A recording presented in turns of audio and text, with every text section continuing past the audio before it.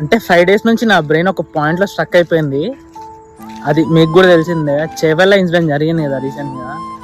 అందులో అంతమంది లైఫ్స్ కోల్పోయి అండ్ ఒకటే ఫ్యామిలీ నుంచి ముగ్గురు పర్సన్స్ పొద్దున వరకు వెళ్ళొస్తా అని చెప్పిన ముగ్గురు పర్సన్స్ ఒక 1.5 hourలో వాళ్ళ ముందు లేకుండా పోయి, 1 hour ముందే ఎగ్జామ్స్ అయిపోయిన తర్వాత ఇంటికి వస్తామమ్మా అని చెప్పి వెళ్ళిన వాళ్ళు గంటలో ఈ ప్రపంచంలో లేకుండా పోయారు. ఇన్ని సంవత్సరాలు పెంచి పోషించిన అమ్మానాన్ని చూసుకునే టైంలో వాళ్ళు ఈ లోకాన్నే వదిలేసి వెళ్ళిపోయారు.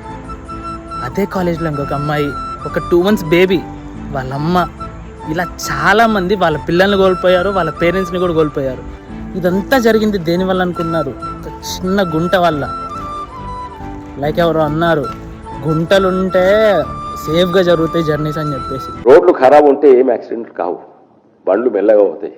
రోడ్లు ఎంత మంచిగా ఉంటే అంత ఎక్కువ యాక్సిడెంట్స్, అంత పెద్ద యాక్సిడెంట్. కానీ ఆ గుంట వల్లే కదా ఇప్పుడు ఒక కాదు చాలా మంది ప్రాణాలు కోల్పోయారు. ఇంత పెద్ద ఇన్సిడెంట్ జరిగిన తర్వాత ఒక చిన్న గుంట వల్ల రేపు పొద్దున బస్సు ఎక్కాలన్నా మనకి భయం అవుతుంది కదా. బస్సుని చూస్తేనే గడగడ వణుకుతుంది. అంటే వాళ్ళెవరో మనకు తెలియదు, అయినా మనమే ఎంత బాధపడుతుంటే వాళ్ళ ఫ్యామిలీ మెంబర్స్ వాళ్ళు పడే బాధకి వాళ్ళని ఎవరో ఓదారుస్తారు, ఏమని చెప్పి ఓదారుస్తారు? అది చెప్పడానికే చాలా బాధగా ఉంది, నాకే చాలా బాధగా ఉంది. వీడియోలో మాట్లాడడం, ఈ టాపిక్ గురించి మాట్లాడడం కరెక్టో కాదో కూడా నాకు తెలియదు. ఒక చిన్న దానివల్ల ఇంత జరుగుతుంది అని తెలిస్తే వాళ్ళంతా హ్యాపీగా ఇంట్లోనే ఉండేవాళ్ళు కదా. తెలియని వాళ్ళకి ఎంత బాధగా ఉంటే వాళ్ళ ఫ్యామిలీస్ పడే బాధ ఎలా ఉంటుంది? ఈ వీడియో వాళ్ళకి తప్పు వీళ్ళకి తప్పు అని చెప్పడానికి కాదు, నాకు అనిపించింది చెప్పాను. అంటే చెప్పా కదా, నా బ్రెయిన్ ఒక పాయింట్లో స్టక్ అయిపోయింది అని చెప్పేసి. అదే ఈ పాయింట్.